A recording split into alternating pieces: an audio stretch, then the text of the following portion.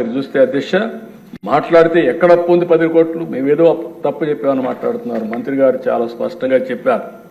నేను ఇప్పుడే చెప్తున్నా, మీరు చూస్తే అధ్యక్ష గవర్నమెంట్ డెట్ 4,38,728 కోట్లు. పబ్లిక్ అకౌంట్ లయబిలిటీస్ అంటే ఉద్యోగస్తుల డబ్బులు కూడా మొత్తం వీళ్ళు తీసుకొని వాడేసే పరిస్థితికి వచ్చారు. 80,914 కోట్లు. కార్పొరేషన్స్ డెట్ 2,48,677 కోట్లు. సివిల్ సప్లైస్ లో అప్పు 36,000 కోట్లు.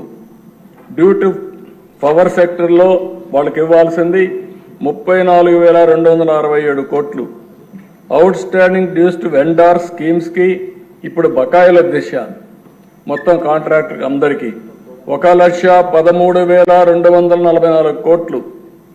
అదే మరి ఉద్యోగస్తులకు ఇవ్వాల్సింది ఇమీడియట్ గా 21,980 కోట్లు. Non contribution of sinking fund కింద 1,191.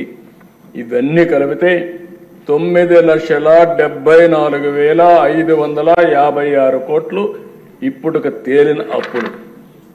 ఇంకా తవ్వితే ఎంత వస్తుందో నాకు తెలియదు. నేను ముందే చెప్పా, ఓసారి దివాలా తీసామంటే అందరూ వస్తారు, మాది కూడా ఉందని.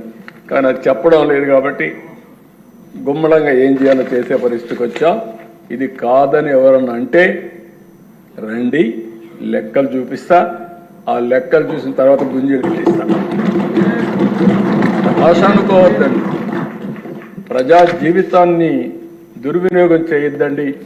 పిల్ల చేస్తూ వద్దు. లెక్కలు లెక్కలే. ఈ లెక్కల్ని ఎవ్వరు ఏమీ చేయలేరు. గవర్నమెంట్ దగ్గర మీరు అకౌంట్ దాచిపెట్టారు. ఈరోజు మేము ఏది కూడా దాపరికం లేదు. అందుకే అన్ని జీవోల్ని ఆన్లైన్లో